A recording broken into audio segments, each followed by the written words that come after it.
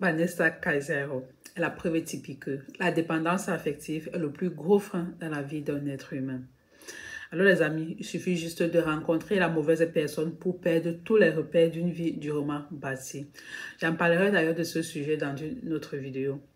Alors, cette personne à qui vous vous livrez sur la base de l'amour, de la gentillesse, du physique et j'en passe, sans toutefois faire une enquête de moralité sur une bonne période qui vous permettra en fait de mieux cerner le personnage que vous avez en face de vous. Alors les amis, dit-on pas que l'homme est divers et ondoyant, car il est à la fois changeant et multiple. Sa personnalité, ses pensées, ses émotions, ses comportements varient au fil du temps et selon les contextes. Il n'est jamais figé dans une seule identité ou une seule manière d'être, ce qui fait toute la richesse et la complexité de la condition humaine. Ou bien. Alors, revenons sur le cas de Vanessa. Elle est influenceuse, elle est maman, elle est entrepreneur, elle est croyante, elle est attachante. C'est d'ailleurs ce que j'aime beaucoup chez elle. C'est ainsi que son public la connaît. Mais découvrir qu'elle est en proie à de telles souffrances à cause d'un seul individu qui de surcroît est censé être l'homme qui partage sa vie doit nous rappeler que personne, je dis bien personne, ne peut nous rendre heureux mieux que nous-mêmes. Car c'est là l'erreur de Vanessa, avoir fondé son bonheur en un individu qui ne la mérite absolument pas. Elle a pardonné ses nombreuses infidélités, ses violences, ses injures, son mépris au nom de l'amour. Quel amour même? Un amour basé sur une dépendance affective qui pousse à croire que sans l'autre, on n'est et ne peut rien. Alors aujourd'hui, elle crie, elle réclame de l'aide. C'est déchirant, mais ce qui l'air encore plus ses amis sur le fait de penser que demain, elle risque de retourner avec son bourreau, probablement par peur de devoir recommencer à zéro. Alors, elles sont malheureusement, autant pour moi, nombreuses à le faire.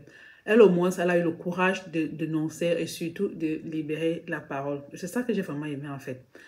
Les amis, il faut savoir que la dépendance affective peut être mortelle. Nous faisons semblant d'être fortes, mais derrière ce masque, nous cachons parfois une douleur profonde. La dépression peut être un fardeau insupportable et la honte ou la peur nous empêche de demander de l'aide. Mais je peux vous dire, à toutes celles qui souffrent en silence, il n'est jamais trop tard pour recommencer, croyez-moi. Il n'est jamais trop tard pour demander de l'aide. Il n'est jamais trop tard pour briser ce cycle de souffrance, franchement. Celui qui a le courage de dénoncer, de dire ça ne va pas, est déjà en train de libérer. D'accord? Alors, n'ayez pas peur de parler, n'ayez pas honte de demander de l'aide. Vous n'êtes pas seul et vous pouvez reconstruire votre vie. Alors, à vous toutes, ayez le courage de recommencer. J'insiste là-dessus. Ça fait peur, mais votre paix doit rester une priorité.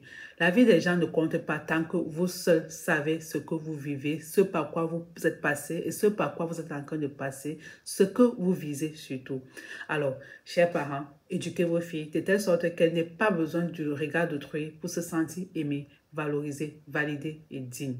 Dites-leur qu'elles sont belles, intelligentes, fortes et capables de tout faire. Dites-leur qu'elles ont le droit de dire non quand elles ne sont pas d'accord. D'accord?